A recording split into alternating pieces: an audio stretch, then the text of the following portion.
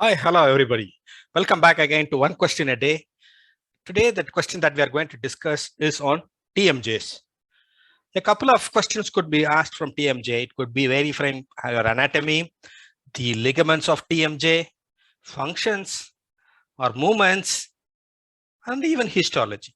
So, I will give an overview of all the topics that will be usually asked at TMJ, minor topics. Till now, in our university exams in the past 25 years, we have never encountered an essay on temporomandibular joints, but multiple times short notes have been asked. So you cannot afford to ignore the question, because from anatomy point of view, this is an important question. TMJ or temporomandibular joint is a joint between the anterior portion of the mandibular fossa, articular eminence of the temporal bone, and the condylar process of the mandible. So this is situated in a glenoid fossa.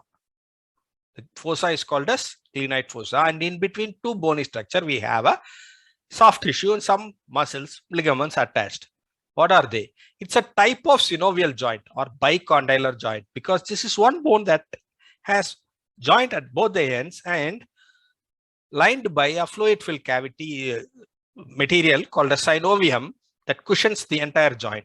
These types of joint are called as gangliomo-arthroidal joint. Very important MCQ. Gangliomo-arthroidal joint. It's a synovial type of joint, bicondylar in nature, because both the condyles are articulating, and that is also not a straight long bone but a curved one.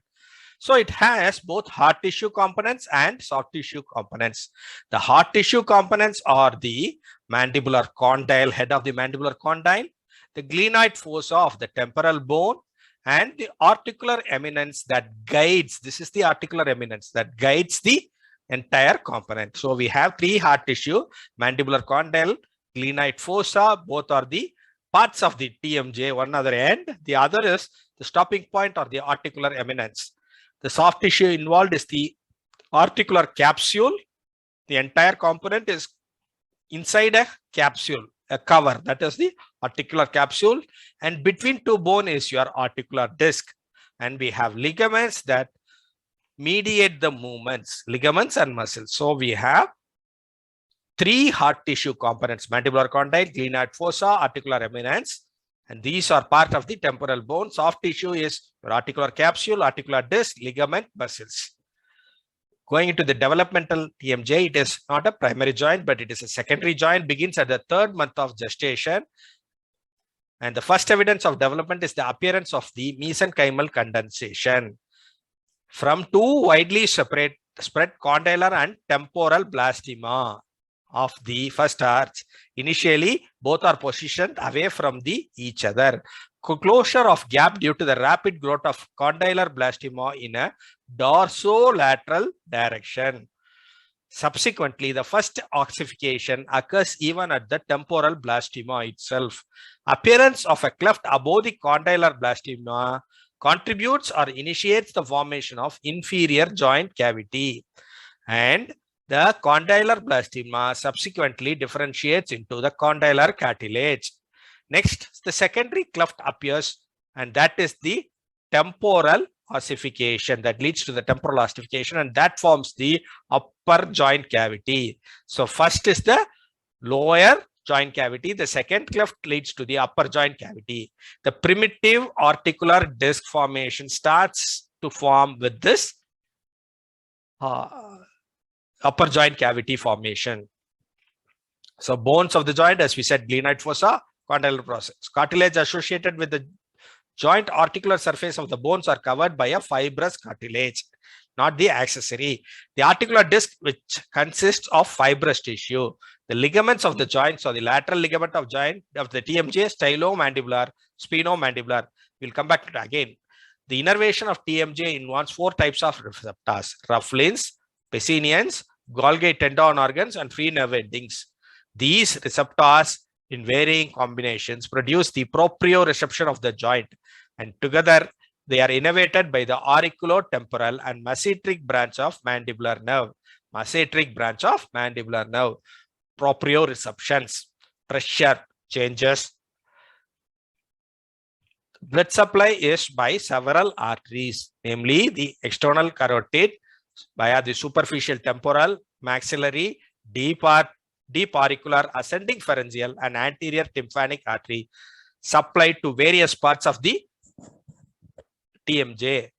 The movements of TMJ happens. The movement happens in two zones: between upper articular surface and the articular disc, between the disc and the head of the mandible, and this combination involves a rotational or a hinge movement, then translatory movement, lateral movement. The articular disc or the intra-articular disc is a roughly oval, firm, thick plate of dense fibrous cartilage situated between the glenoid fossa as well as the head of the condyle, and it's divided into two compartments: inferior compartment and superior compartment. It is viscoelastic and it helps. This property helps it to act as a shock absorber and stress distributor. They provide the gliding motion during opening and closing of the jaw. They are thick at periphery and thin at center. They are predominantly avascular, especially in the center. Periphery, they are lightly vascular. Has fibrous and connective tissue, especially in the upper part, and has only collagen for ease of movement in the lower part. It is made up of 4 bands: the anterior band, posterior band, intermediate band, bilaminar band. The ligaments are true ligaments and the false ligaments. True ligaments are the fibrous capsule and associated within the joints. Lateral ligament. False ligaments are spinomandibular ligament and stylomandibular ligaments. So ligaments can be classified as true and false. Fibrous capsule, attachment above the articular tubercle and below the neck of mandible. It covers the entire joint. Lateral ligament above the articular tubercle, below the posterior lateral aspect of the neck of the mandible. Spinomandibular ligament above the spine of the greater wing of sphenoid bone and below the lingula of the mandible. Stylomandibular is attached above by the styloid process and below by the angle of mandible. So these muscles and ligament help the TMJ to move. Clinical signification in prosthetics or prosthodontics or artificial replacement: if there is the abnormality of the occlusion or mastication, or the way the upper and lower tooth meet, it could lead to a pain dysfunction involving muscles of mastication and TMJ. That is called as the TMJ dysfunction syndrome.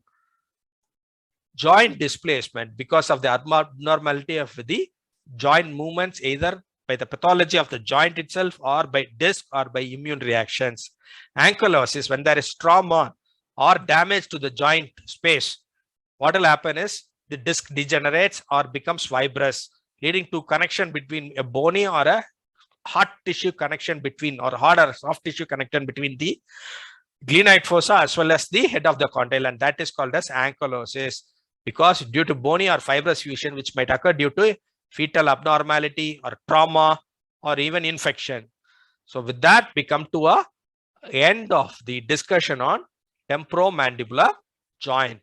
Stay connected with our channel for another question in another day. Till then, learn incrementally and continue learning.